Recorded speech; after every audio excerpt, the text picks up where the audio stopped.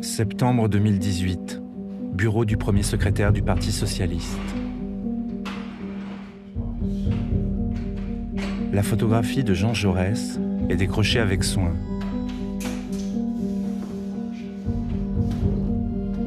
Discrètement, le Parti socialiste commence à faire ses cartons. Après la catastrophe de la présidentielle de 2017, le PS a été contraint de vendre son siège historique. Pour certains, c'est l'espoir d'un renouveau. Pour beaucoup, le signe d'une disparition programmée d'un parti pourtant centenaire, né il y a 113 ans avec la SFIO de Jean Jaurès.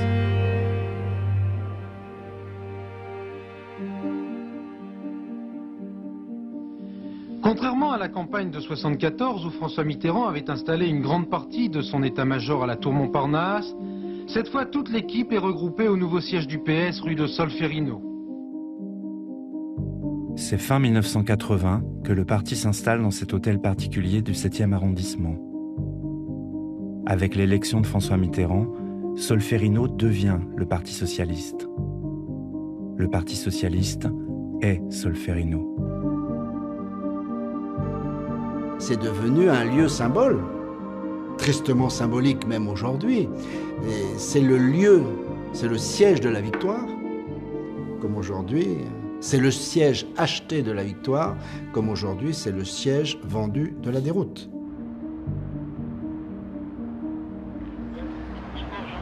Bonjour.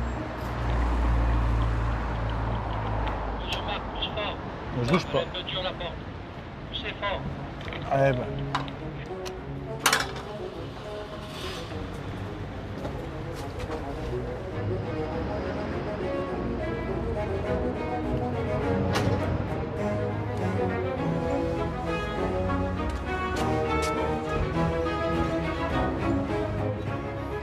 C'est leur dernière visite à Solferino, à Solfé comme ils disent.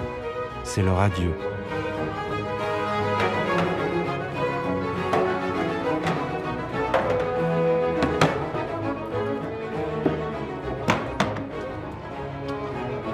Certains ont déjà tourné la page. D'autres n'ont pas encore fait leur deuil. Comment vas-tu?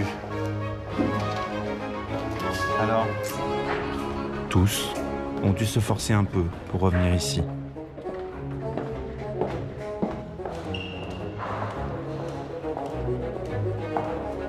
Ils viennent témoigner sur l'étrange quinquennat de François Hollande auquel ils ont participé, avec au moins 2 questions en tête. Mais comment a-t-on pu en arriver là? Y a-t-il un ou des responsables à cet effondrement inédit dans l'histoire de la politique française?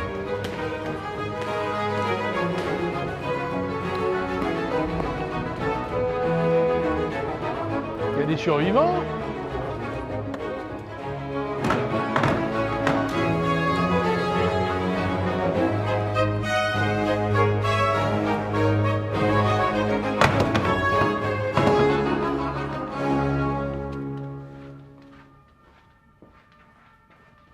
Cette salle, c'est la salle où se tient, depuis que nous sommes à Solferino, tous les bureaux nationaux du Parti socialiste et quelques réunions de commissions du Parti socialiste. Ce lieu, c'est le lieu mythique du Parti socialiste. Celui dans lequel vous rêvez d'être quand vous êtes jeune militant, si vous avez de l'ambition et que vous croyez à ce que vous faites. Et puis celui auquel vous êtes amené à siéger si vous êtes dans le Graal du Parti socialiste, c'est-à-dire si vous êtes dans sa direction. Il y a eu de beaux et grands débats, parfois moins beaux aussi. Donc il y a dans cette salle le meilleur et le pire de ce que nous avons pu faire. Quand j'ai été premier secrétaire, j'étais ici, au milieu, et il y avait la répartition, les frondeurs étaient sur cette petite table, les amis de Manuel Valls étaient là. Et puis plus vous commencez ici, plus on commence à avoir des gens qui sont distants du premier secrétaire, donc qui sont critiques. Et plus vous éloignez par là, plus vous êtes en situation critique. Et quand vous êtes en face, vous êtes plutôt dans la confrontation. La caractéristique de ce lieu, c'est qu'au fond, c'est ici forgé. Peut-être qu'ensuite, ces dernières années, c'est ici abîmé, mais c'est forgé ce qui a fait la force du Parti socialiste. C'est-à-dire la capacité à avoir en son sein des gens différents, ayant des origines différentes, des itinéraires différents, mais qui avait compris une chose, c'est qu'il fallait être ensemble pour être fort et entraînant. Donc ce qui a fait la force du Parti socialiste, c'est toujours exprimé ici, et ce qui a fait peut-être aussi ses faiblesses, et une partie des difficultés que nous avons rencontrées pendant les 5 dernières années au gouvernement, et François Hollande comme président, c'est aussi fait ici. Quand François Hollande accède à la présidence de la République, c'est quand même une performance pour un socialiste. Il a tous les pouvoirs, même le Sénat. Et nous avons le pouvoir partout, dans les régions, les départements, les communes, à l'Assemblée, au Sénat, à Matignon, tout. Quand il rend ses comptes aux Français et qu'il abdique, constatant qu'il ne peut pas se représenter, nous avons tout perdu. Tout perdu électoralement, tout perdu politiquement et moralement.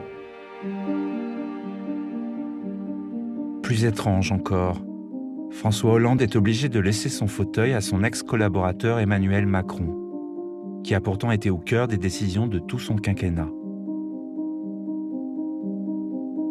Ce 14 mai 2017, François Hollande quitte l'Élysée et se rend directement à Solferino, comme l'avait fait avant lui François Mitterrand en 1995. Il vient au chevet d'une famille traumatisée par la violence de la sanction électorale et ne sait pas encore que c'est la dernière fois qu'il se rend à Solfé. Et je vous le dis ici, le pays a besoin de vous et aura toujours besoin de vous. Et je suis sûr que ce que des générations ont conçu à travers ce beau mot de socialisme durera et perdurera. C'était triste, oui, c'était triste, parce que on voyait bien ce qui s'est passé. Tout le monde se rendait compte et tout le monde se demandait est-ce qu'on peut remonter la pente sans faire de grandes analyses, c'était quand même une question. Est-ce que cette idée politique, ce courant politique, cette construction politique va survivre ou est-ce qu'elle va disparaître ? En accédant au pouvoir en 2012, aucun socialiste n'aurait pu imaginer qu'on puisse se poser une telle question 5 ans plus tard. Si la campagne de François Hollande a réussi à rassembler sa famille politique, l'exercice du pouvoir, si compliqué pour la gauche, lui a été cette fois fatal. Dès l'été 2012, une première division va apparaître. La direction de la multinationale ArcelorMittal confirme son intention de fermer les 2 derniers hauts fourneaux de Lorraine, situés à Florange. Très vite, 2 camps s'opposent autour de cette question. Faut-il nationaliser le site de Florange ? D'un côté, Arnaud Montebourg, le 3e homme de la primaire, héros de la démondialisation, soutenu officieusement par Aquilino Morel, son ancien directeur de campagne devenu conseiller politique du chef de l'État. Et de l'autre côté, toute la Hollandie, comme disent les socialistes, regroupée autour du Premier ministre Jean-Marc Ayrault, et bien sûr le président de la République.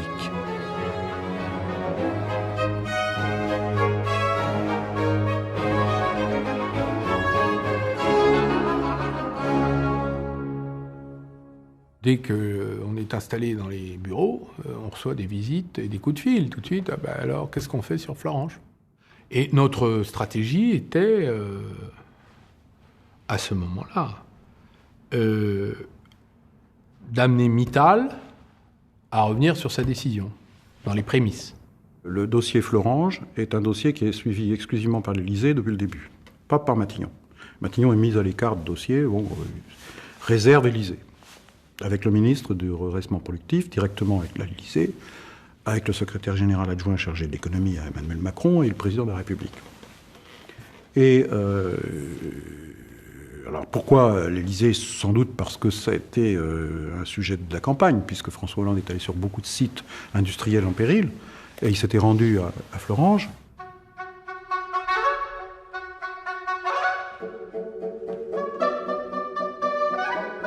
Tout le monde a gardé, enfin en tout cas les ouvriers d'ArcelorMittal, les ouvriers de manière générale et les classes populaires en France, et beaucoup d'autres électeurs ont gardé le souvenir de cette image du candidat Hollande, pris par la main par un ouvrier qui le juge sur le sommet de la camionnette, et là, haranguant les ouvriers pour leur dire « Je suis avec vous, à vos côtés, contre Mittal ». Contre le financier Mittal, le prédateur Mittal, qui n'a pas de dessein industriel pour vous, mais qui veut simplement dépecer l'entreprise. Donc ça, les ouvriers ont très bien compris. Et ça a eu une force symbolique extrêmement forte. Et pourquoi il a fait ça, François Hollande ? Soudain, la camionnette, sans prévenir personne. Parce qu'il était talonné par Mélenchon. Donc il a inventé deux choses, la camionnette de Florange et les 75% de taxes sur les revenus. C'était la perspective de Hollande d'essayer de renouer le fil de la relation qui s'était distendu, pour ne pas dire brisé, entre le Parti socialiste et les classes populaires, les ouvriers. Je suis conscient de la crainte, l'angoisse qui est la vôtre. Je sais ce que vous espérez, c'est-à-dire que les hauts fourneaux puissent rouvrir.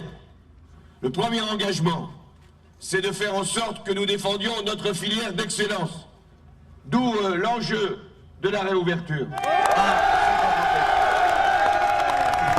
La question s'est très vite posée de savoir ce qu'on allait dire à Mittal lorsque Mittal, qui refusait de venir me voir, puisqu'il savait que je menais le combat contre ses décisions, est allé voir François Hollande. Alors moi, je n'ai pas pu participer aux rencontres entre M. Mittal et le chef de l'État. Mais il y en a un qui m'a raconté. Il s'appelait Emmanuel Macron, qui était là. Et il m'a dit une chose, Macron. Il m'a dit, le chef a baissé son bénard. Alors, M. Macron, à l'époque, c'est vrai, on s'entendait bien, et il avait du vocabulaire de corps de garde assez fleuri. Donc tout ça fait l'objet de longues discussions, et c'est là qu'Arnaud Montebourg s'est mis en tête de proposer une nationalisation. Pas une prise de participation, une nationalisation. Et donc, proposition assez étrange.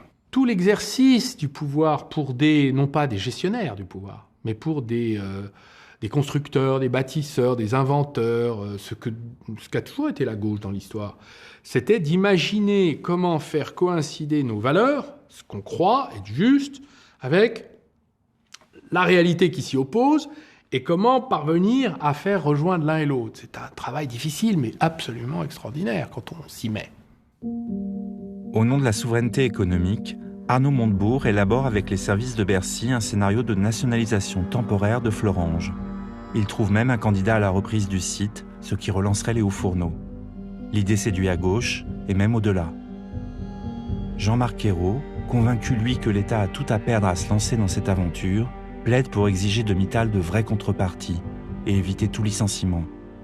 Le 28 novembre 2012, François Hollande réunit ses ministres à l'Élysée pour une réunion décisive.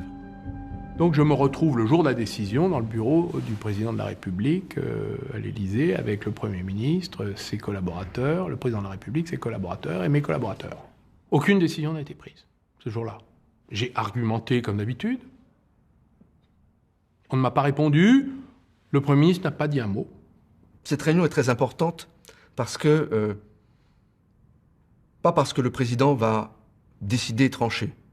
Il va rester dans cette position qui consiste à dire à son ministre du redressement productif, Arnaud Montebourg, oui, tu peux continuer à chercher des solutions de nationalisation provisoire, de retour à la nation, bref, une solution volontariste pour garder Florange et les emplois. Et, c'est ça la nouveauté, en réintroduisant dans le jeu le Premier ministre. Mais parce qu'ils pensent tous les deux la même chose. Ils sont tous les deux d'accord sur l'idée qu'il ne faut surtout pas opter pour la solution Montebourg de la nationalisation provisoire. Surtout pas. Mais moi, je l'avais laissé perdurer pour une seule et bonne raison, c'est qu'il fallait que nous puissions prendre Mittal au mot. C'est-à-dire lui dire qu'il avait des engagements à souscrire et que s'il ne les souscrivait pas, nous avions une solution. On est 48 heures avant l'issue. Dans l'esprit du président Hollande, ce que faisait et qu'allait continuer à faire pendant 48 heures Montebourg, c'était simplement, je dirais pour lui, c'était du spectacle. Je vous apporte des croissants, je vous apporte pas la réponse. C'est pas maintenant, je vous apporte des croissants. C'est le président qui décide. Et seul, voilà. Ah mais attendez, monsieur Montebourg. Le président, il a mangé une merguez avec nous à Florange. Il le sait, je m'en souviens. J'espère qu'elle va pas être amère, la merguez. Ce que je trouve dramatique dans cette histoire, c'est qu'il y a eu un discours politique qui a créé de l'illusion. C'est des gens qui étaient dans une situation de souffrance sociale et qui ont cru sincèrement à un moment que l'État avait la possibilité, par la nationalisation, de les sauver. Il n'y aura pas de plan social à Florange.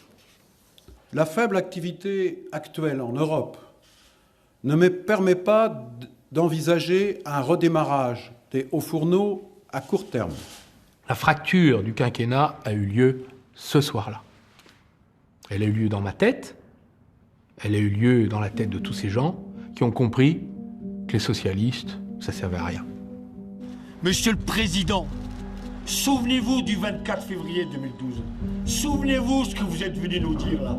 Est-ce que vous êtes tranquille avec votre conscience?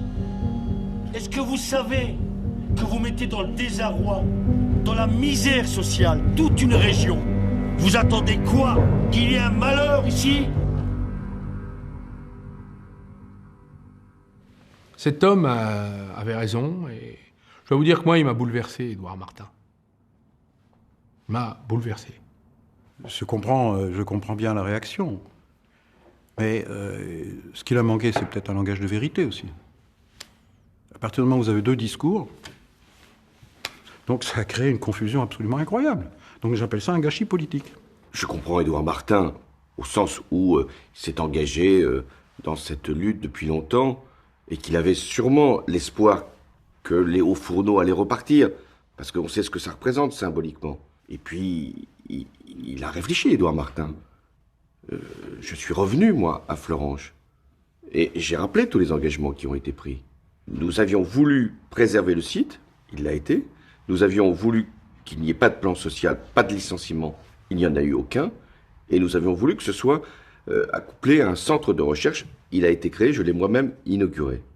Donc c'est ça qui fait que la gauche doit être en face de ses résultats, pas de ses responsabilités seulement, de ses résultats.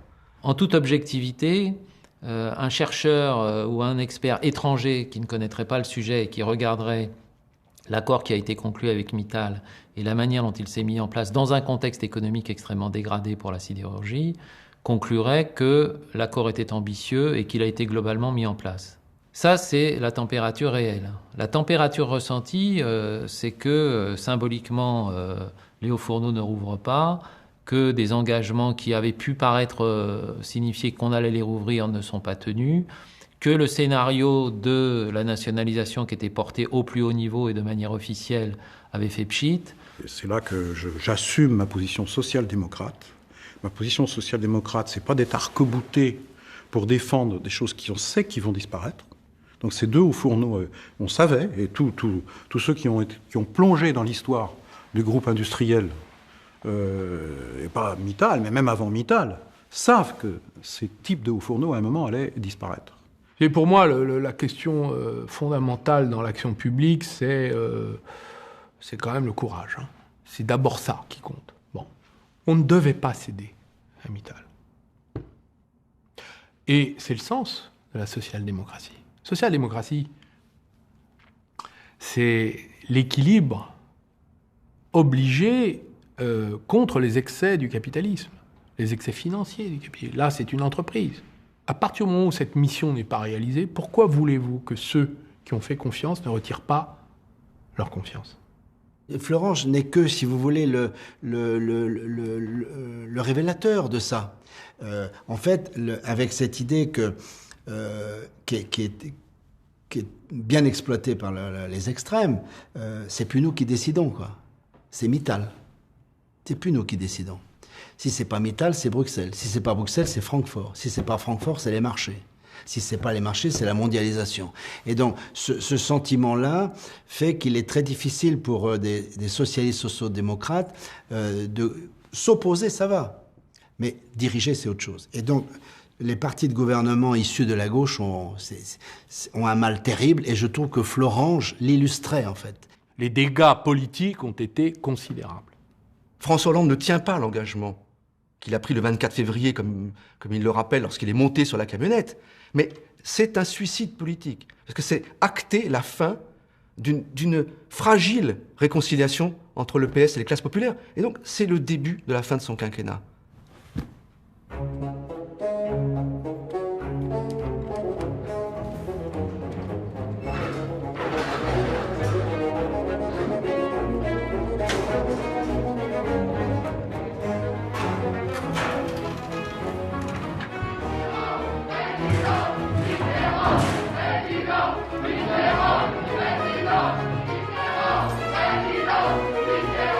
Nous avons tous combattu, espéré, rêvé.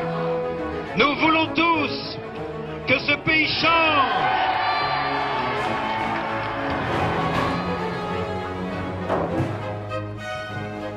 Novembre 2012. En plein psychodrame Florange, le gouvernement lance le Crédit Impôt Compétitivité Emploi, le CICE. 20 milliards par an de baisse de charges. C'est un effort inédit en faveur des entreprises que même un gouvernement de droite n'avait jamais osé faire. Un an plus tard, François Hollande, déjà très impopulaire, va encore plus loin avec le pacte de responsabilité et ses 20 milliards supplémentaires accordés aux entreprises. Cette fois, le trouble gagne la famille socialiste et l'opposition au gouvernement, jusqu'alors confinée à la salle du Bureau national, va se faire entendre. Elle est emmenée par Christian Paul, un député proche de Martine Aubry. Autour de lui, une vingtaine d'élus, dont Emmanuel Morel, député européen appartenant à l'aile gauche du parti.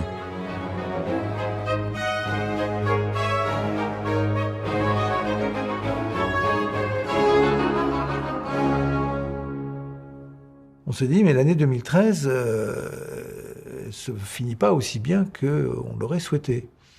Et ce sentiment que ce rebond qu'on attendait fort fin 2013 pour amplifier en 2014 risquait bien de ne pas se produire. Et en tous les cas, sur la courbe du chômage, elle ne se produisait pas véritablement et suffisamment.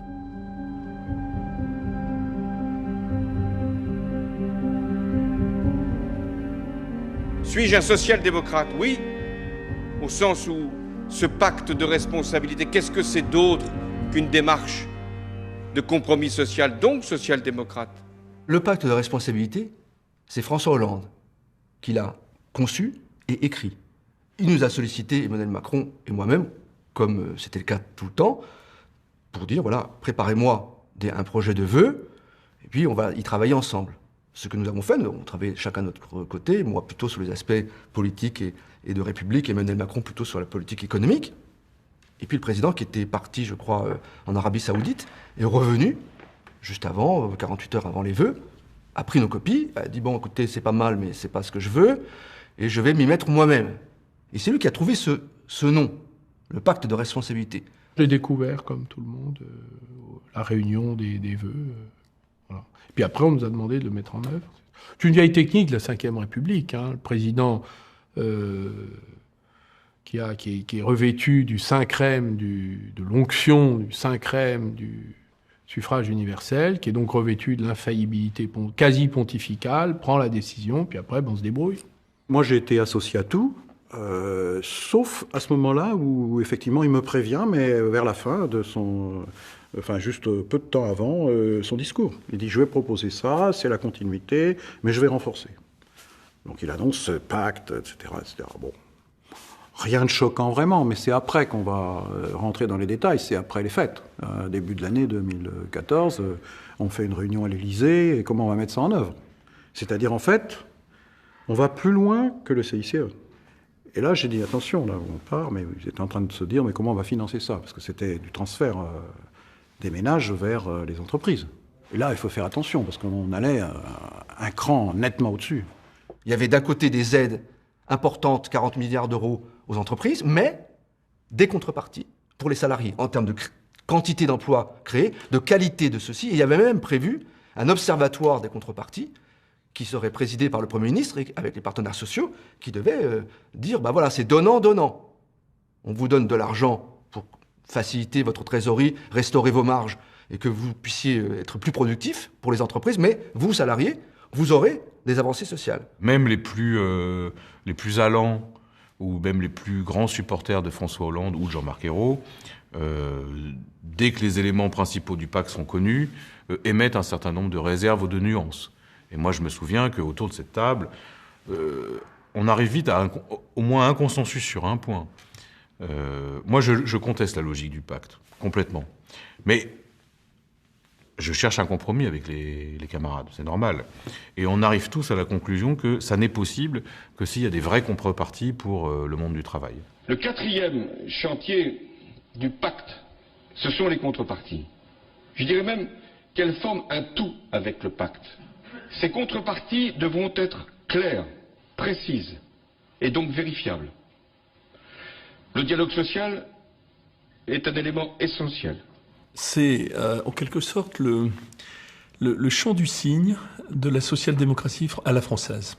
Entre ce discours-là qui frappait du sceau du bon sens, qui pourrait être un programme social-démocrate convaincu et la réalité des actes, il y a eu un écart considérable. Les contreparties ne sont jamais venues. Il est clair qu'à partir du moment où on s'est rendu compte que des grands groupes industriels faisaient des dizaines de millions d'économies et qu'il y avait très peu de contreparties en matière d'investissement ou en matière d'emploi, ça installe forcément une gêne, parce qu'on a l'impression que c'est un marché de dupes. C'est vrai qu'intellectuellement, on peut admettre l'idée que dès l'instant que l'on consent des avantages, on va dire, aux entreprises, notre culture socialiste fait que l'on dit « et donc en échange, on a quoi ?» Bon. Sauf que nous n'étions pas en situation de négocier quoi que ce soit. Les marges des entreprises étaient tellement réduites à néant. La désindustrialisation de la France en était à un tel stade, et ça, c'est l'héritage Sarkozy. Le rapport Gallois l'explique très bien, que ça n'avait aucun sens de venir monnayer ou négocier, alors que l'enjeu était de redonner de la respiration, des marges et des capacités d'investir aux entreprises françaises. Il y a une discussion, est-ce qu'il fallait être plus intrusif dans la vie des entreprises que les fondeurs souhaitaient, c'est-à-dire demander des contreparties précises et sélectionner les entreprises. Je leur ai toujours dit, nous ne sommes pas dans une économie où l'État va rentrer entreprise par entreprise dans les comptes. Et si on fait ça, aucune entreprise ne va embaucher, aucune entreprise ne va investir. C'est quand même une rupture majeure dans l'histoire en tout cas du Parti socialiste contemporain. Parce que même si, contrairement à ce que raconte la caricature, le PS n'est pas juste en matière économique, keynésien, à dire il faut de la relance, s'intéressant absolument pas à des éléments de l'offre, ce qu'on appelle la politique de l'offre. Mais la rupture, c'est de faire un choix exclusif en faveur de la politique de l'offre. Et disons, notre principal problème, c'est les marges des entreprises, et donc il faut tout adapter en fonction de ce seul objectif. Ça n'a jamais été dans le discours socialiste, même des plus libéraux d'entre nous. En tout cas, ces choix en matière de politique économique vont déboussoler l'électorat de gauche. En mars 2014, le résultat des élections municipales est une véritable secousse. On a pris ce qu'on appelle une gamelle au municipal, comme on avait rarement pris. Sans aucun doute, les élections municipales de mars 2014 ont été une déflagration politique et même personnelle pour le président. Je le revois encore à son bureau, avec son stylo, sa feuille, regarder, compulser tous les résultats un par un et constater à quel point la vague était considérable. Et là, c'était les fondations qui étaient ébranlées. On perdait des villes qu'on tenait de tout temps, qui avaient résisté au gaullisme, à toutes les périodes politiques possibles et imaginables, à la débâcle de la SFIO. Ils étaient restés socialistes constamment. Et là, on les perdait, à la fois pour des raisons locales, mais en même temps parce que il y avait une vague de désaveu. Une colère des électeurs de gauche, également exprimée à Hayange, en Lorraine. Beaucoup ici ne digèrent pas la fermeture des hauts fourneaux de Florange, tout proche. Regardez ce qu'ils font. Ils font quoi? Une politique de gauche, peut-être.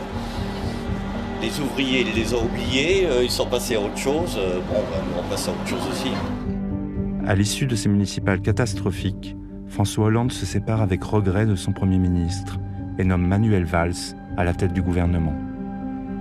D'emblée, Manuel Valls apparaît comme un homme politique qui veut aller jusqu'au bout de la feuille de route que lui a fixée François Hollande, avec détermination, parfois violence, vis-à-vis de tous ceux qui ne sont pas d'accord. Ça s'est produit d'autres fois que le pouvoir en place perdait les municipales.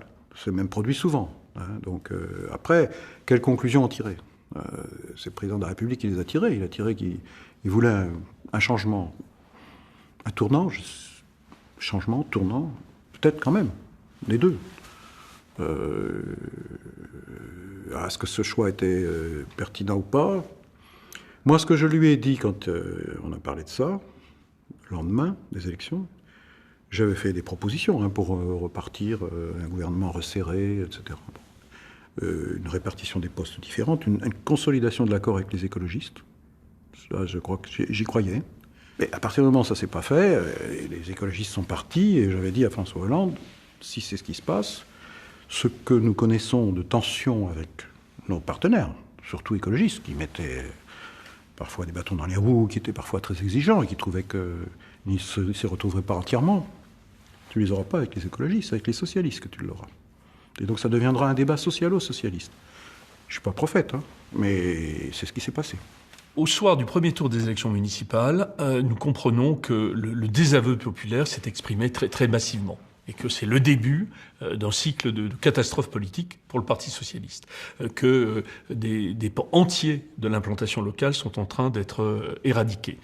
Nous invitons à ce moment-là quelques députés à travailler ensemble entre les deux tours.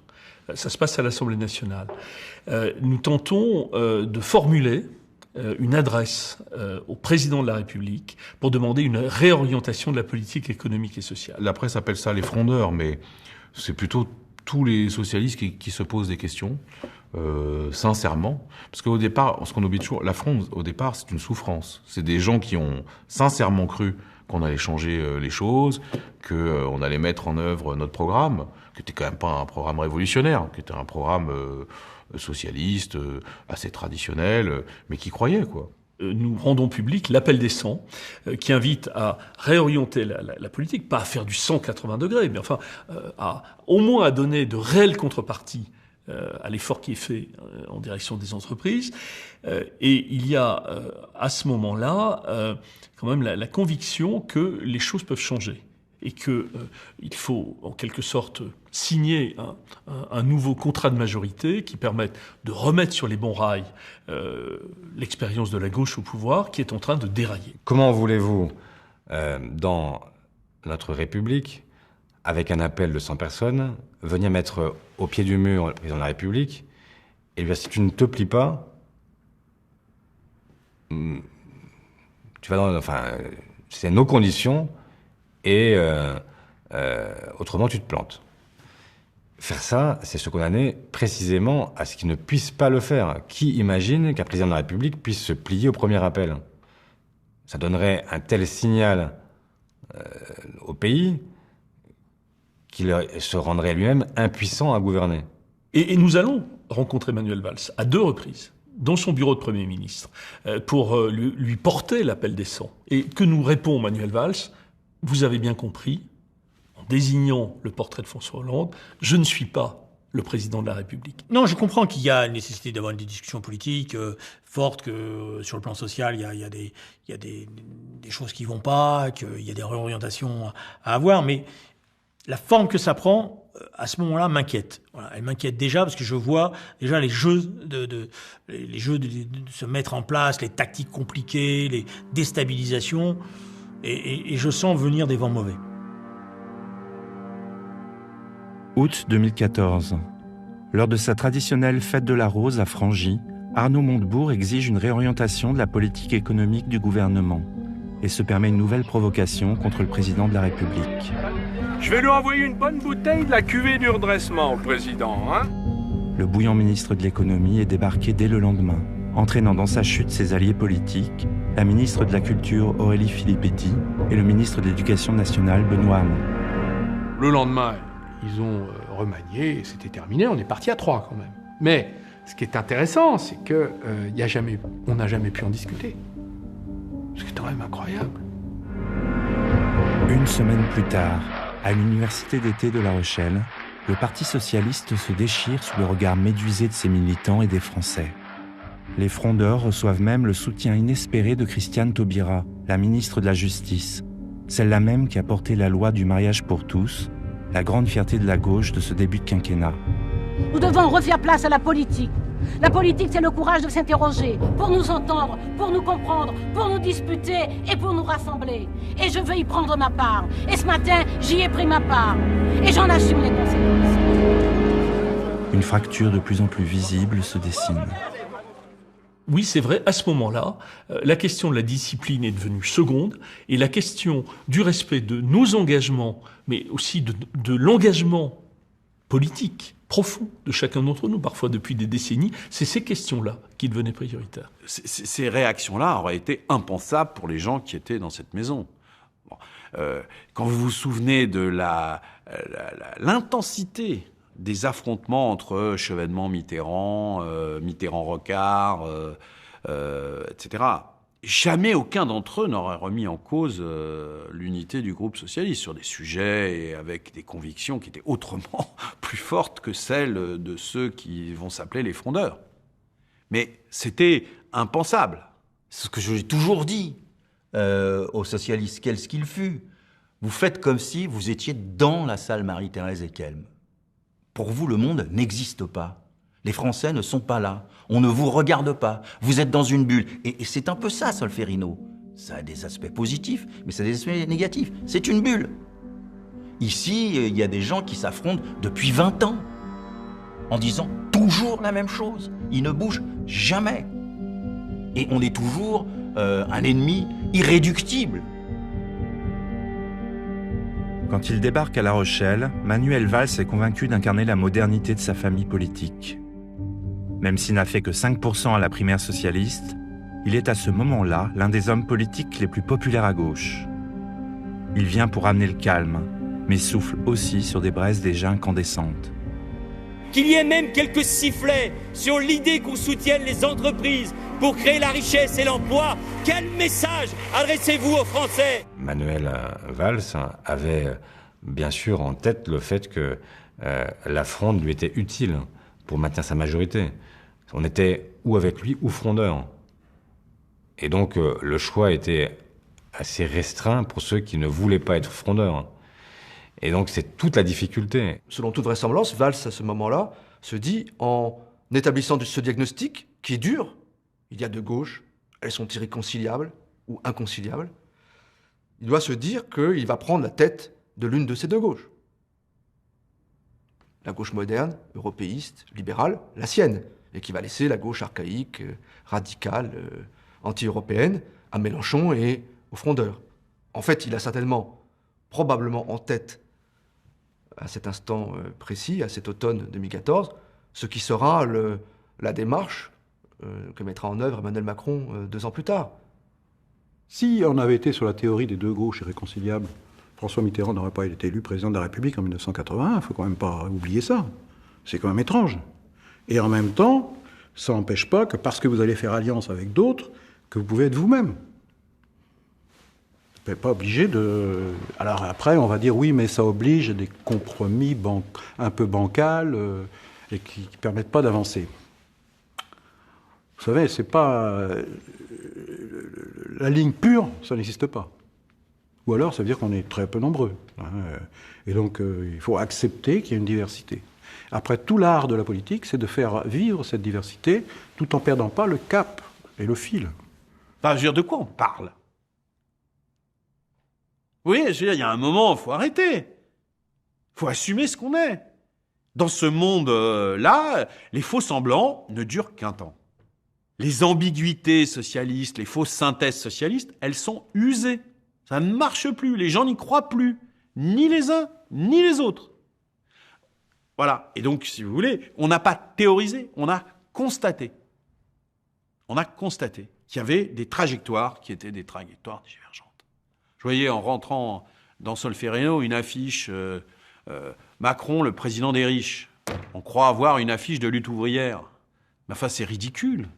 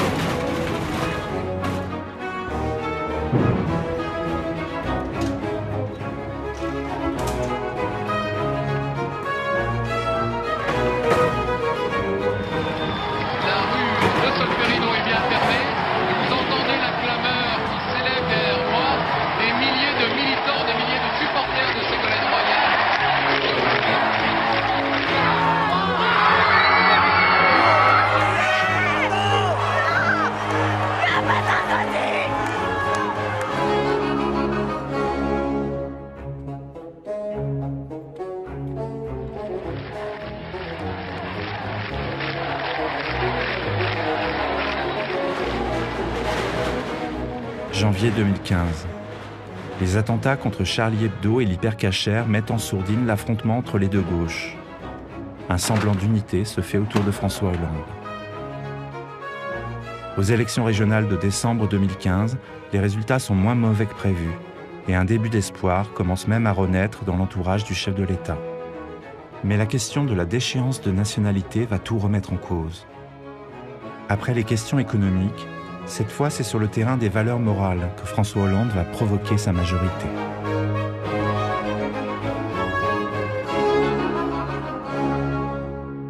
La France est en guerre. Les actes commis vendredi soir à Paris et près du Stade de France sont des actes de guerre. Le visage des morts, celui des blessés, celui des familles, ne quitte pas mon esprit. Évidemment, on est dans un état d'esprit difficile, tendu, parce que nous sommes quand même seulement 3 jours après cet attentat monstrueux du 13 novembre. On a extrêmement peur. Peur parce qu'à un moment, il y a une confrontation à la mort. Et vous avez beau être président de la République, Premier ministre, conseiller et tout. Voilà, quand vous voyez la mort, on n'est pas habitué à être sur des champs de bataille. On les voit hein, dans les documentaires, mais on n'est pas habitué à ça.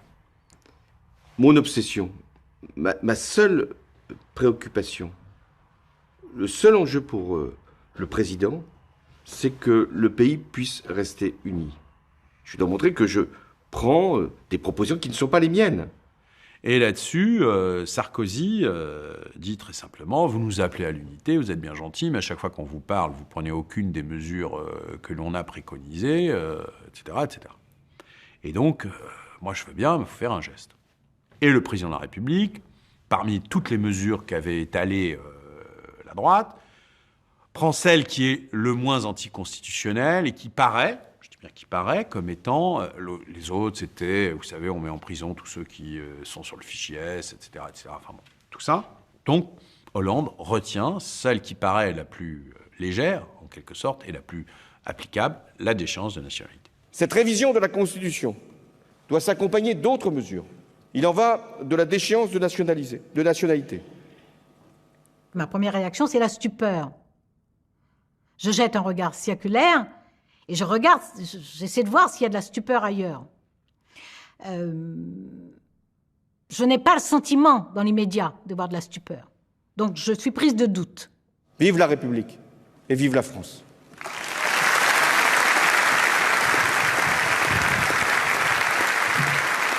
Cette proposition, je l'adresse au Congrès et elle n'est pas regardée comme étant une trahison ou une fêlure du pacte républicain. Tous les parlementaires de gauche et de droite se lèvent et toutes les propositions que je viens d'émettre, celle-là n'en étant qu'une, sont d'une certaine façon ratifiées. Et le temps que je revienne de Versailles à la chancellerie, je suis habitée à la fois par de la stupeur et par du doute.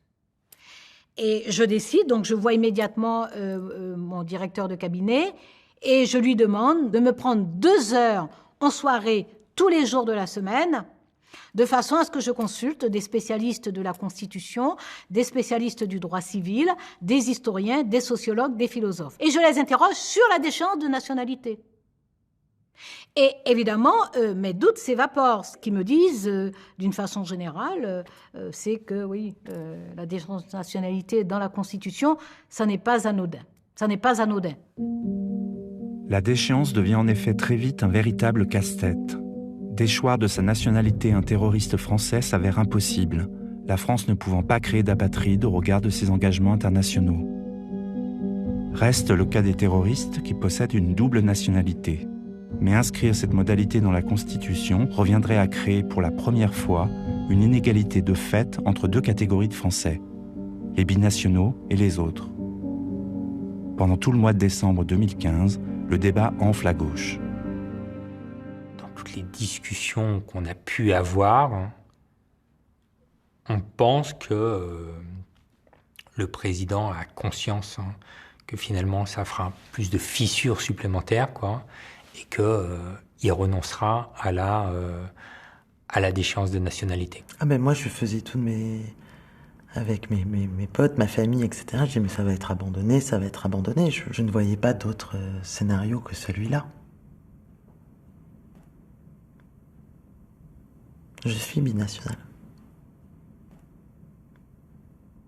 Moi, je l'ai revu à la mi-décembre, en tête-à-tête, à l'Élysée, et je lui avais dit, je crois que c'était le 16, je me souviens plus exactement du jour, je lui avais dit, je te déconseille de continuer dans cette voie, tu vas rompre avec énormément de gens, beaucoup plus qu'on n'imagine, et pas seulement la gauche morale ou la gauche militante ou la gauche associative, mais qui existe et qui sa force et qui joue son rôle. Mais aussi avec beaucoup de Français qui ont un lien personnel avec cette histoire de double nationalité dans toute leur histoire personnelle.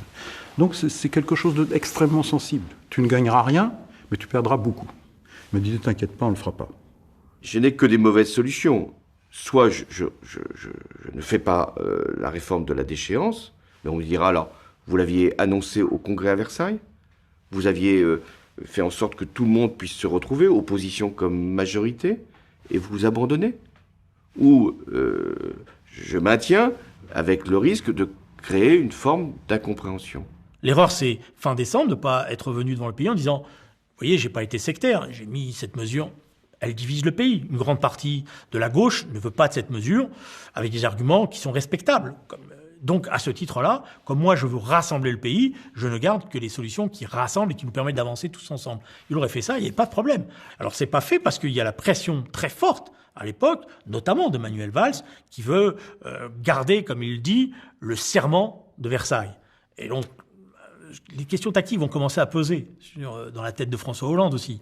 Il a peur que, dans ce moment-là, une crise soit ouverte avec le départ possible de Manuel Valls, du gouvernement, notamment sur une question de cette nature. Le texte est aujourd'hui au Conseil d'État pour examen.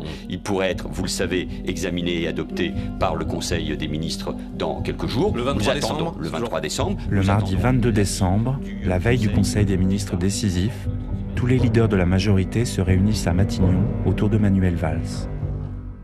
Nous avons une réunion tous les mardis matins avec Manuel Valls. Et donc, j'aborde la question de la déchéance de la nationalité. Et là, Manuel Valls se met en colère. Il jette ses papiers sur la table et il dit, à un moment donné, il faut savoir, c'est la gauche ou la France. Je lui dis, pourquoi la gauche serait contradictoire à la France? Mais aujourd'hui, c'est ce que veulent les Français. Je dis, moi, je te préviens, je suis en désaccord complet, là. Et donc, c'est un manuel qu'on ne connaît pas qui apparaît tout d'un coup.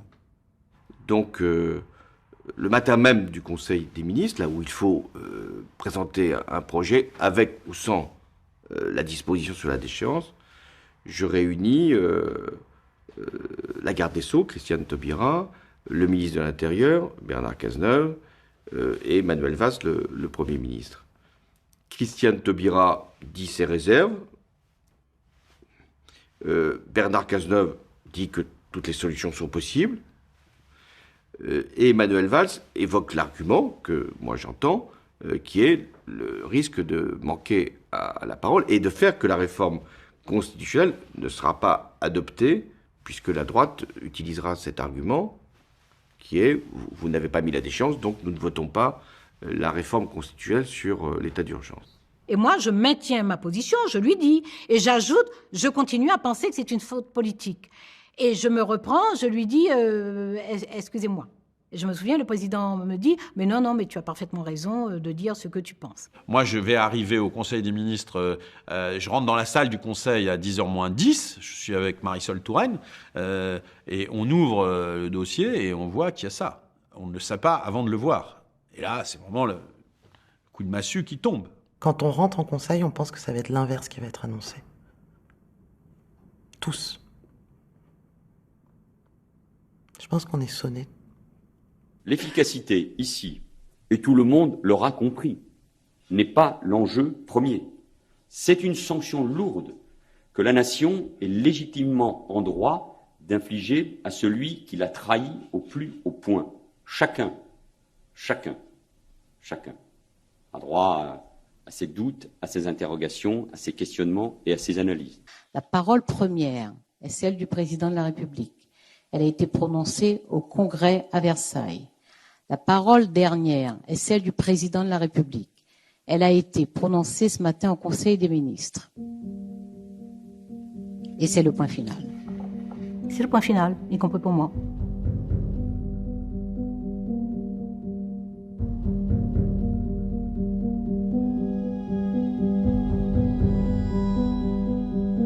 Dans la seconde, tout ce qui compte, tout ce que la gauche compte, comme personnalité morale, physique ou autre, c'est le tollé général. Je prends la décision de démissionner ce jour-là. Simplement, je décide que personne ne va voler l'explication de ma démission.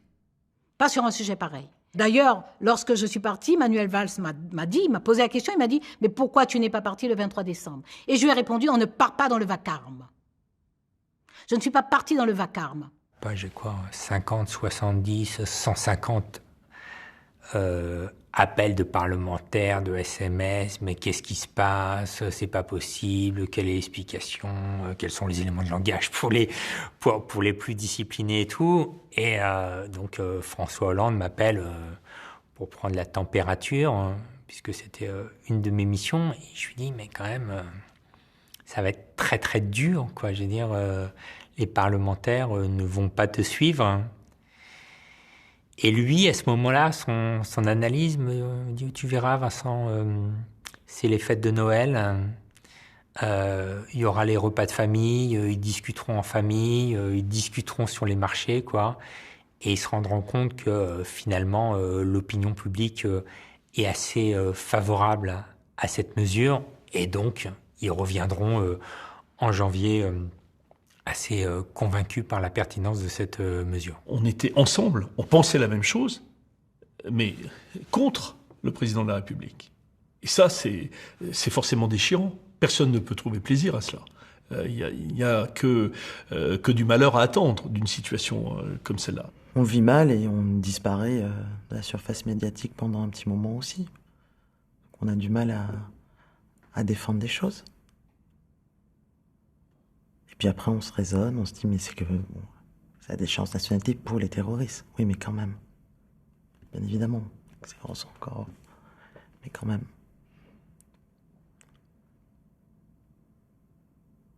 Il y a une forme de trahison de nos valeurs.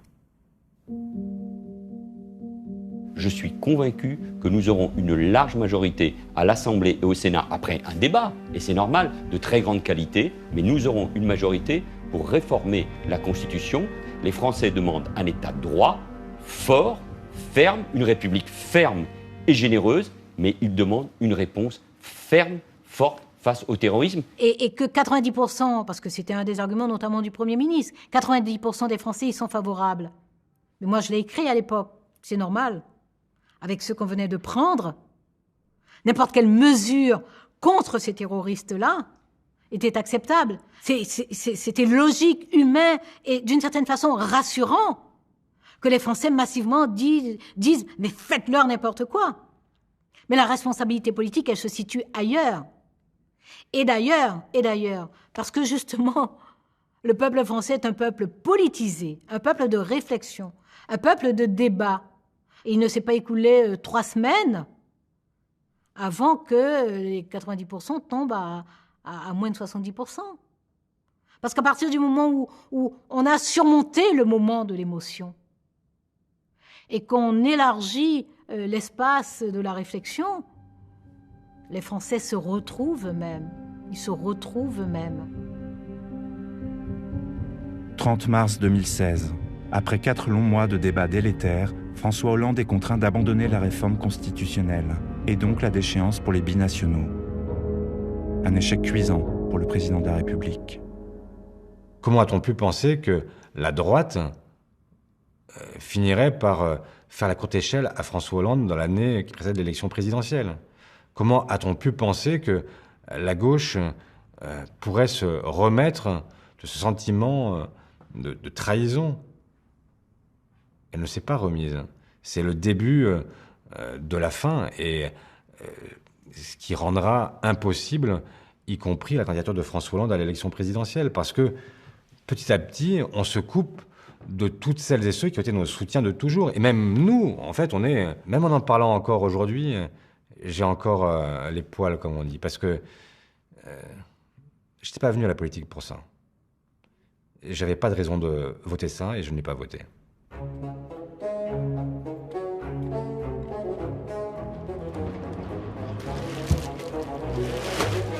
Chirac-Le Pen, le duel est le choix auquel il faut bien se résoudre pour les socialistes, à contre-cœur mais sans ambiguïté. Lionel Jospin est arrivé le dernier au bureau national du PS. Il n'y est pas resté très longtemps, le temps d'une déclaration en forme d'adieu à ses amis. Je ne serai plus désormais qu'un simple militant, leur dit-il, avant de repartir.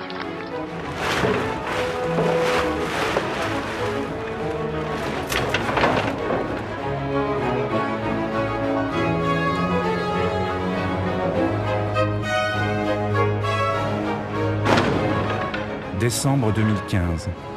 Pendant le psychodrame autour de la déchéance, se trame en coulisses, et dans le plus grand secret, une autre bataille politique. Alors que le chômage ne recule toujours pas, certains au sein du gouvernement militent pour libéraliser le marché du travail. Deux positions apparaissent. La modérée, portée par Myriam El Khomri, la ministre du Travail, et Michel Sapin, alors ministre des Finances. Et la maximaliste, défendue par le duo Manuel Valls et Emmanuel Macron, et portée par Jean-Marie Le Guen, le fidèle lieutenant du Premier ministre. Au milieu, François Hollande, qui va enflammer une fois de plus sa famille politique.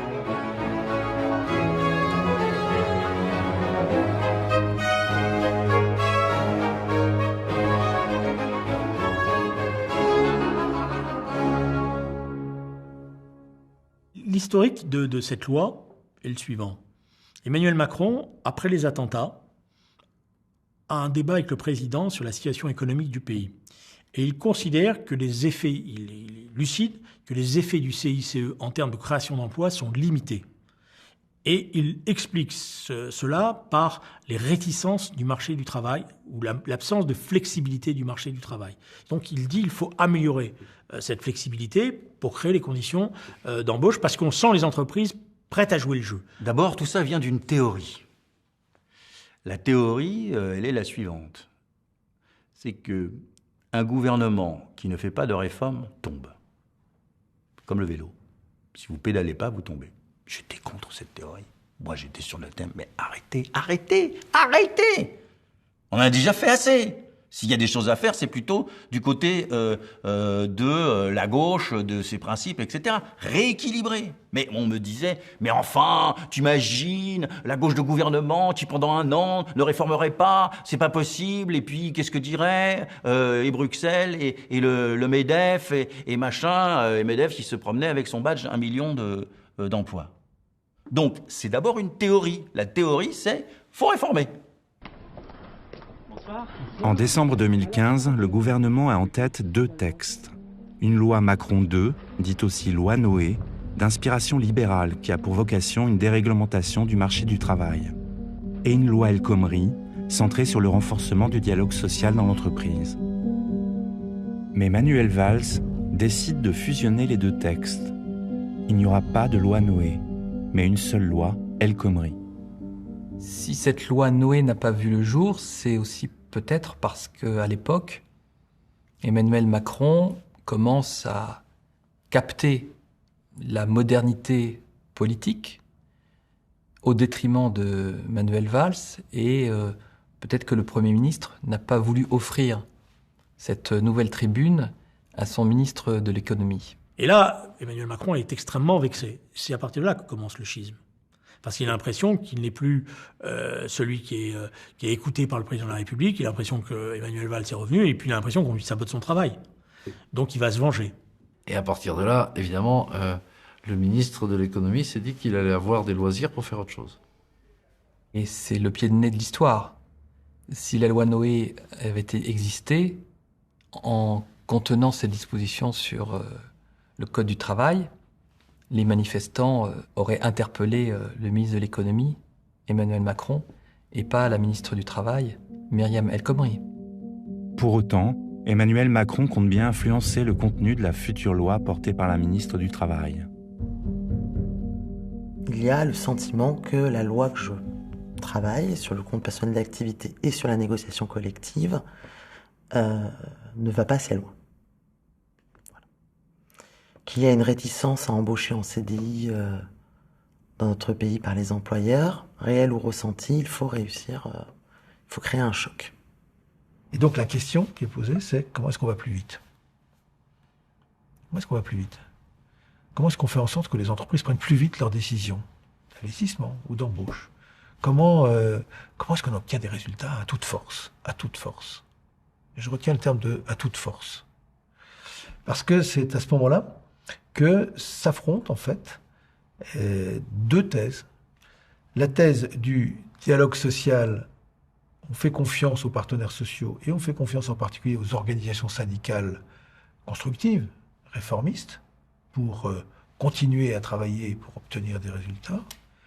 Ou bien la thèse inverse, que j'entendais beaucoup au patronat, mais que j'ai entendu ensuite au gouvernement, suivant laquelle on perd du temps. Le dialogue social, c'est la perte de temps. On cherche toujours des compromis. À la fin, c'est toujours un peu pour les uns, un peu pour les autres. C'est pas suffisamment net, c'est pas suffisamment fort. Ça ne crée pas de choc. Et donc, à ce moment-là, l'idée, c'est il faut créer un choc.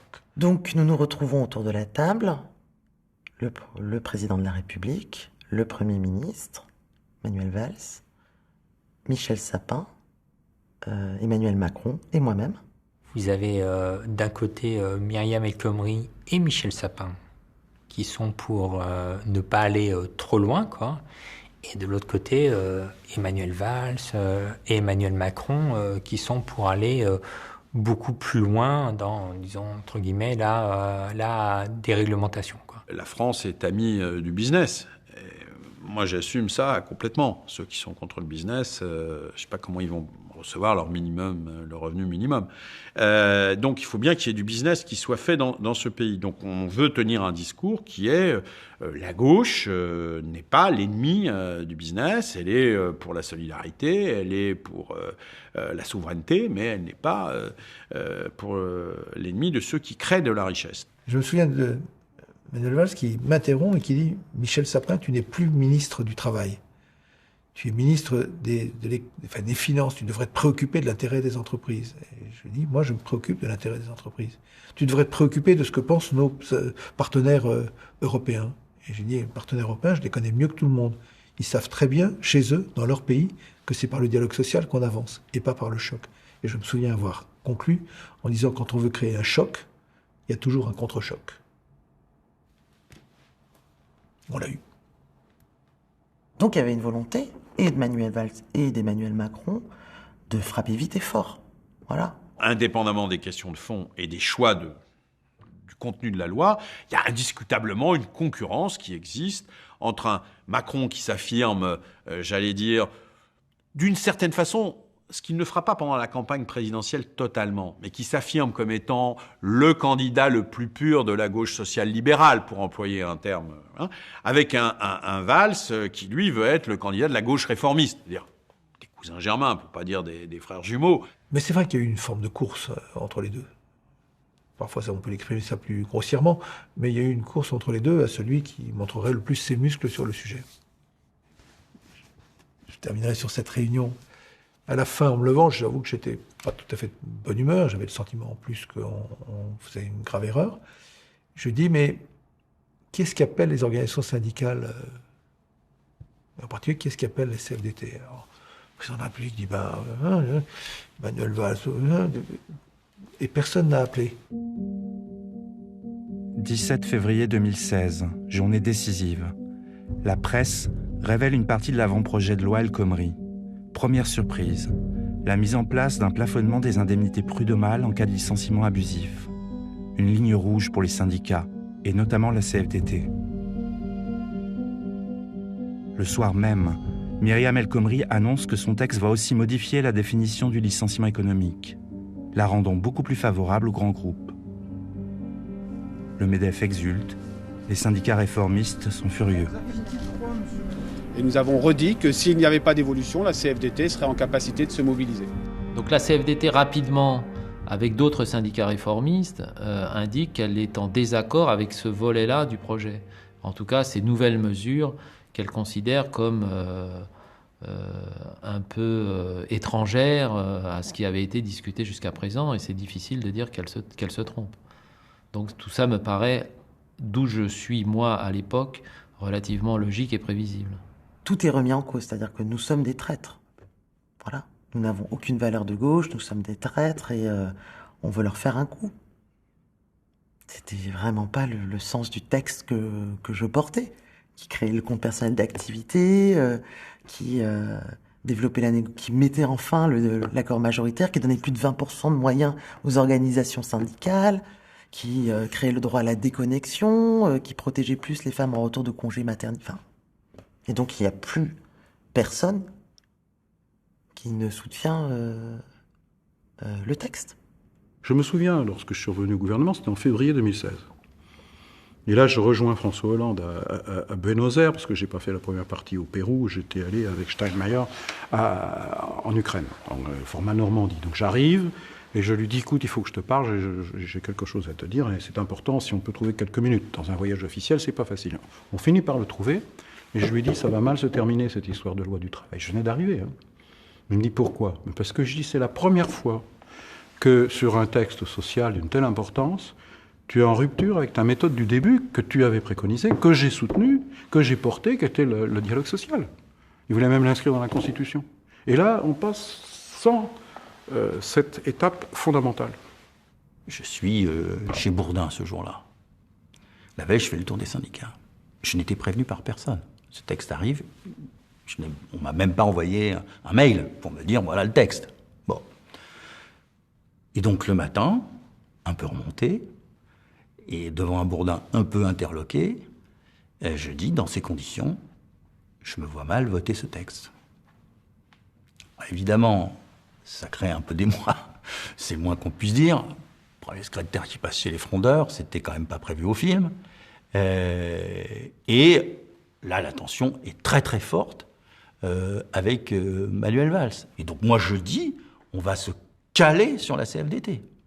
La CFDT veut, on fait. La CFDT ne veut pas, on fait pas. Les discussions furent longues et houleuses hier soir au bureau national du PS. La ministre du Travail au front pour défendre le texte.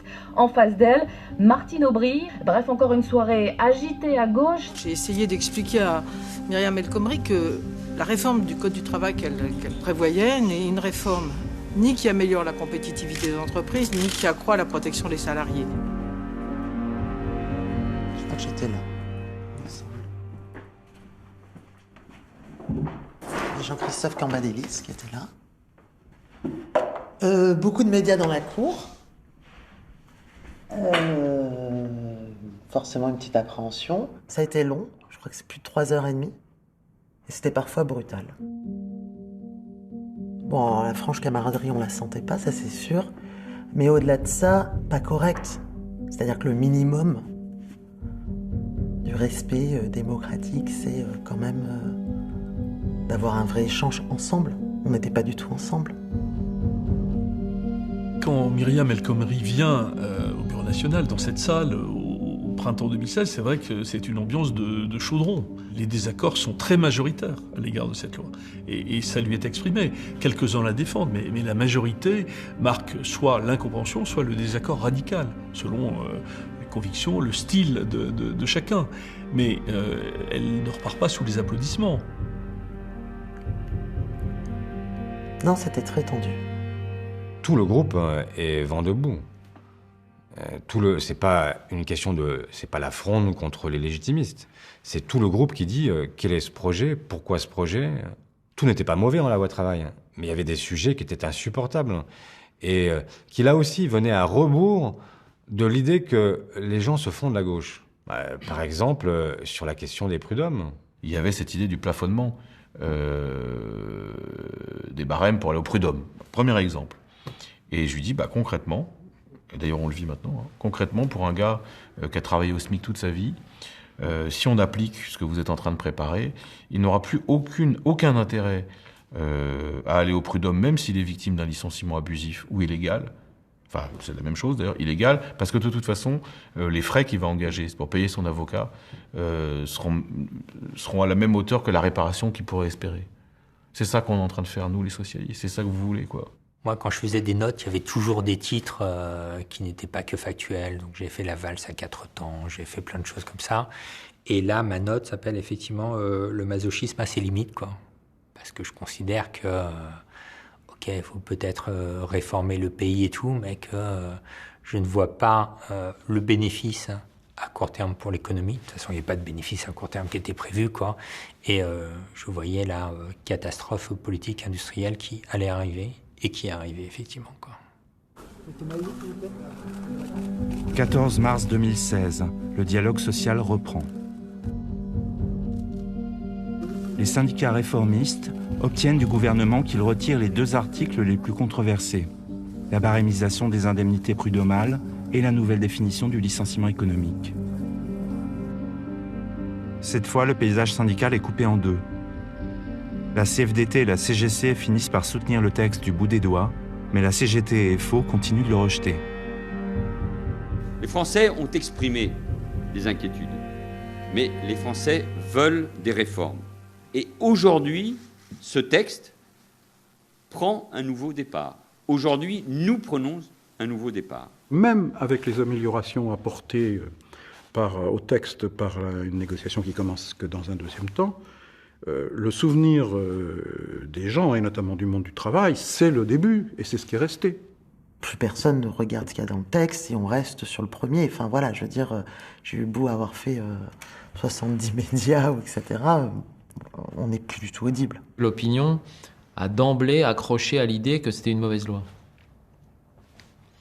Et je pense qu'on en est en partie responsable du fait des allers-retours et des déclarations contradictoires qui font que l'opinion, à un moment donné, enfin l'opinion, les Français, quand ils étaient attentifs à ce sujet, qui les intéressait parce que c'était un sujet de vie quotidienne, d'abord n'ont rien compris à ce qui se passait, et puis après, à force d'entendre des gens plutôt calmes d'habitude dire que c'était n'importe quoi, se sont accoutumés au fait que ça l'était. Voilà.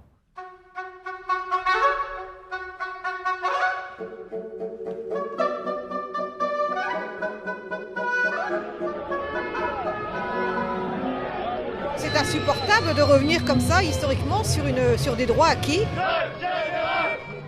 Pour la première fois, les gens ont le sentiment que les socialistes peuvent être les meilleurs agents de la destruction de ce qu'ils ont eux-mêmes écrit page après page. Ce code du travail dont ils sont, pour une large part, les auteurs.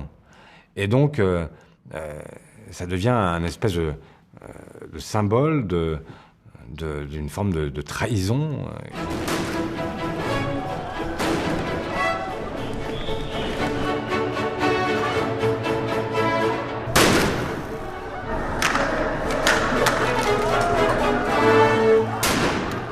La violence qu'on connaît au moment des attentats, c'est comme un moment si elle se déversait ensuite dans la rue, quoi. Et donc on a quand même 6 mois. 6 mois, pas tout à fait, puisque c'est en février, mais je veux dire mars, avril, mai, juin, juillet, 5 mois qui sont incroyables en termes de tension à travers tout le pays. Les députés socialistes qui vont en circonscription sont affolés, voire parfois intimidés, voire menacés. Depuis plusieurs semaines, les permanences du Parti socialiste sont la cible d'actes de vandalisme. Des tags, des vitrines saccagées et même des impacts de balles. Ils ont osé casser le portrait de Jean Jaurès. Je porte dans mon cœur un rêve de fraternité et de justice. Et moi, je suis éberlué, je dois le confesser, que ça ne pose aucun problème. Je fais conférence de presse sur conférence de presse. Je dis, mais enfin, attaquer un parti démocratique, élu légitimement, mais c'est les années 30. On peut penser ce qu'on veut. Enfin, on peut pas laisser passer ça. Rien. Le consensus est tel contre le Parti socialiste que cette violence sociale fait partie de ce qui est tolérable. Parce qu'on est contre le Parti socialiste. Je reçois des lettres de menaces, beaucoup, de menaces de mort sur moi, sur mes filles. Ouais. C'est un moment extrêmement compliqué. À ce moment-là, on pense, on serre le pays, Hein, c'est clair qu'on ne sert pas à une famille politique, malheureusement. À ce moment-là, on n'a pas réussi à concilier les deux. Et on ne veut pas rajouter du bazar au bazar. Voilà. Donc mon équation personnelle n'avait que peu d'importance dans l'équation politique qu'on était en train de vivre. C'est très clair. Il y a deux options. Il y a ceux qui pensent qu'on va arriver quand même à trouver une solution. De bonne volonté. Qui disent non mais François est allé trop loin, mais on va dans le groupe parlementaire faire en sorte de modérer un peu tout ça. Bon, moi, j'avoue que je suis déjà plus dans cette logique. Je leur dis ce que vous faites, c'est juste scandaleux, c'est dangereux. Moi, si vous voulez l'améliorer, ça sera toujours mieux pour les salariés qui en seront victimes. Mais de toute façon, moi, ce truc-là, je le rejette en bloc. Là-dessus, il y a eu un choix, il faut être honnête. Il y a un choix de l'exécutif, de François Hollande et d'Emmanuel Valls, de passer en force. Voilà. Et ils n'ont pas cherché le compromis. Ils en ont marre, ils en ont assez. Ils trouvent que les frondeurs ont exagéré. Et on a un Manuel Valls de plus en plus martial, de plus en plus sectaire, qui en gros nous explique que c'est lui ou le chaos.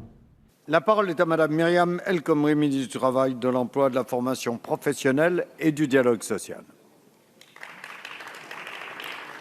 Quand on lance les débats, on pense qu'on peut éviter le 49.3. Puis dès le premier article, ça part en vrille totale. Nous ne convergeons pas. Voilà. Et donc, on s'explose, quoi. Le PS explose. Sur l'article 1. Pour faire passer la loi, Manuel Valls se résout à utiliser l'article 49.3. En représailles, les frondeurs saisissent cette opportunité pour déposer une motion de censure contre leur propre gouvernement. On a suffisamment, dans le passé, tonné contre le 49.3 des présidents précédents pour ne pas se rendre compte. En plus, quand on est socialiste, sur une loi dite sociale, mettre un 49.3, mais je veux dire, le symbole est trop fort. Personne n'aurait imaginé qu'on écrirait, j'aurais jamais imaginé écrire dans mon bureau ou sur mon clavier le texte d'une motion de censure et de devoir rallier des dizaines de députés pour la signer. Benoît Hamon, candidat socialiste plus tard, il signe une motion de censure. Je ne sais pas si on s'imagine, il n'est pas que frondeur. Il signe une motion de censure. Elle n'a pas été présentée, mais admettons qu'elle ait été présentée. Elle était destinée à être votée. Donc ça voulait dire de renverser le gouvernement, de provoquer des élections. Je pense que la motion de censure, c'est la conclusion de cette démarche qui a considéré que les batailles internes au Parti socialiste étaient plus importantes que l'intérêt général. Et c'est le point culminant d'irresponsabilité. D'un côté, il y a une logique d'enfermement sur de l'autorité, voilà. Et de l'autre côté, il y a une logique d'enfermement sur une opposition à tout. Et donc, on produit plus de commun, quoi, à partir de là. On n'avait plus de plaisir à être ensemble, voilà.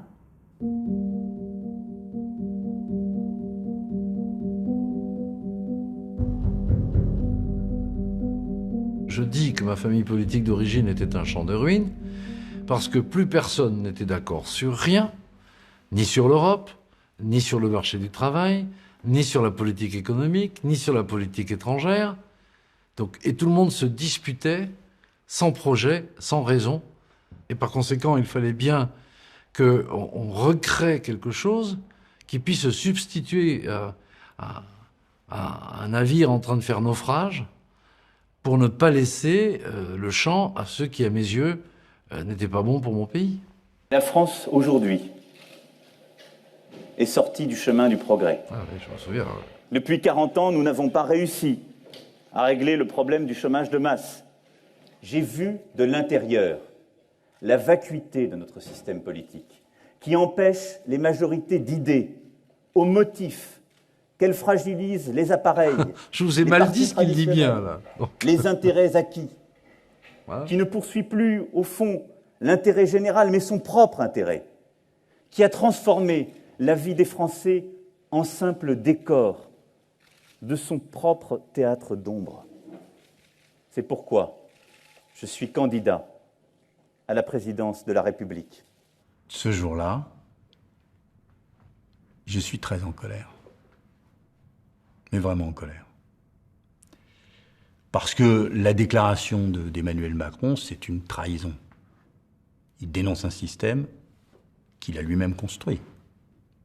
Et d'un gouvernement dont il a été un des inspirateurs. Donc pour moi, c'est d'emblée une imposture.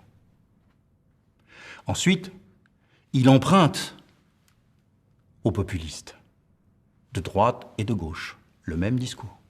C'est du pareil au même. C'est un système clos des appareils. C'est le système dénoncé par Jean-Marie Le Pen. Et troisième élément, il dit « Je vais débloquer la situation politique en portant atteinte aux représentants traditionnels du pays. » C'est le principe même du bonapartisme. La relation directe avec le peuple et faire foin de tous les corps intermédiaires. Tout ça au nom d'une politique ultralibérale. La créature échappe à son créateur. C'est une créature de la dérive du Parti socialiste. Et son créateur a été dépassé par son disciple, par sa créature. Voilà. Emmanuel Macron avait sans doute saisi de l'intérieur les fragilités, les défauts, les manquements de nos appareils politiques. Le Parti socialiste a été un élément déterminant de ma vie politique, de mon engagement. J'y ai adhéré très tôt et je l'ai dirigé. Et moi-même, grâce à la force socialiste, je suis devenu président de la République. Donc je n'oublie rien. Mais il y a un moment, les désorganisations finissent par, se vider d'une certaine substance intellectuelle, non plus cette fraîcheur, ce renouveau d'engagement, cette ouverture, et s'enferment dans des débats toujours les mêmes, rituels, dans une forme d'endogamie où on ne se ranime plus par l'extérieur et où les sensibilités deviennent des petits partis socialistes au sein de cette grande famille. Donc j'avais eu cette conscience qu'il fallait à un moment faire une plus grande formation politique où il y aurait eu une ouverture plus grande et un dépassement. Je crois que les partis ont besoin de se régénérer. Je pense d'ailleurs que c'est encore plus vrai aujourd'hui, hélas, avec ce qui s'est produit.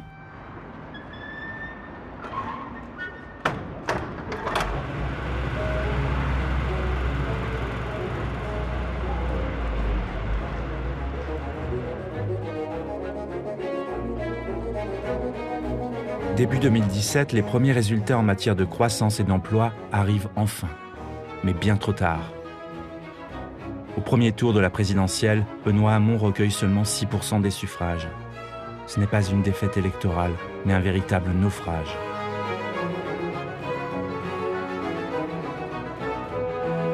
Aux élections législatives du 18 juin, la vague soulevée par la victoire d'Emmanuel Macron emporte tout.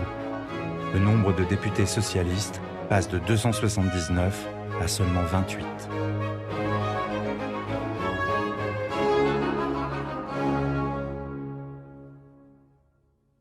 Le soir du 18 juin. Je suis ici, je fais mon discours, où j'annonce que je ne participerai pas de l'équipe qui va refonder ou reconstruire le Parti socialiste, et donc j'annonce sous ces formes de mots choisis le fait que je vais m'en aller. Et je me dis, si le Parti socialiste ne met pas de l'argent de côté, son destin est déjà fixé. Il sera en soutien à Macron. Car il n'ira pas avec Mélenchon. Mais n'ayant pas les capacités financières de présenter un candidat, il sera en soutien avec Macron. Il n'y a pas d'avenir.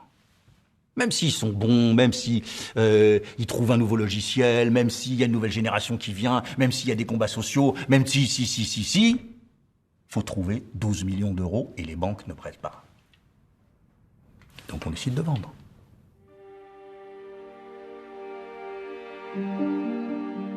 Ce patrimoine acquis par le combat des socialistes, leur succès, les cotisations, doit servir à la pérennité des socialistes. Je ne veux pas faire de cette question un débat de congrès. Je le prends sur moi. Le méchant, c'est moi, celui qui va vendre. Moi, j'étais attaché à Solferino et j'aurais préféré qu'on ne prenne pas cette direction-là. Mais après, c'est ceux qui tiennent les cordons de la bourse qui, d'un certain point de vue, décident.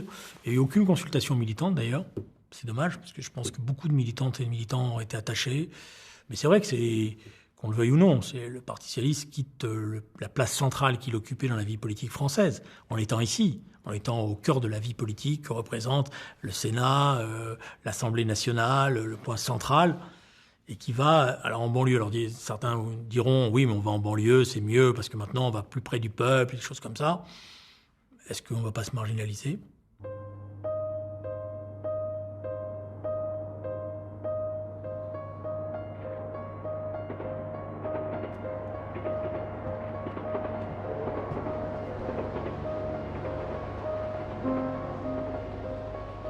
Donc là, ce sera la future entrée du PS. Et vous voyez, tout communique avec tout. En fait, partout dans ce bâtiment, c'est très fluide. On est dans un bâtiment où on se voit, où on peut se parler, où on peut échanger. Voilà, tout ce qu'on n'a pas rue de Solferino.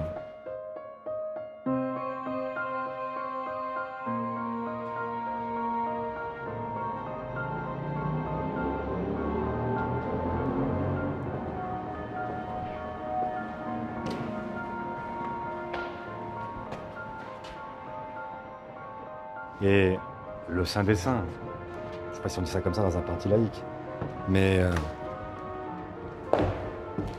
c'est la salle où on réunira le bureau national. Et donc, pour l'instant, c'est un peu difficile de l'imaginer, mais c'est ici que se réuniront ces dirigeants tous les mardis soirs.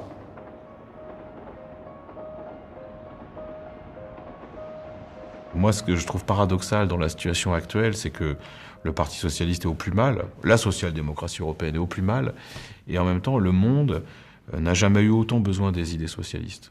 Quand on voit l'état du monde ou l'état de l'Europe, on n'a jamais eu autant besoin de solidarité, de coopération, de régulation, on n'a jamais eu autant besoin de souveraineté populaire. Tout ça, c'est quand même des concepts qui sont socialistes par excellence. Et donc, on est dans cette phase paradoxale où les organisations qui se revendiquent du socialisme sont très mal, en point, électoralement, et où en même temps, le message socialiste n'a jamais été autant d'actualité. L'autre paradoxe n'est pas moins mystérieux. François Hollande a été un premier secrétaire reconnu, et parfois raillé, pour son art de la synthèse impossible. Pourtant, il restera comme un président qui a participé, volontairement ou pas, à l'implosion de sa famille politique.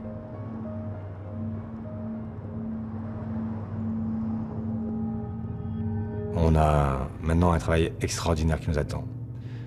Réveiller l'espoir avec une gauche qui ne peut pas mourir.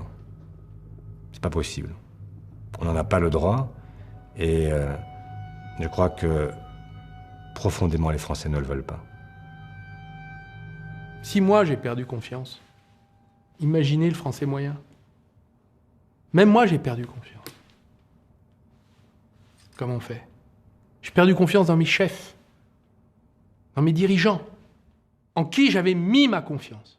Nous avons travaillé ensemble, nous avons conquis ensemble le pouvoir. Comment voulez-vous que les Français eux-mêmes le soient, en confiance ? Vous voyez ?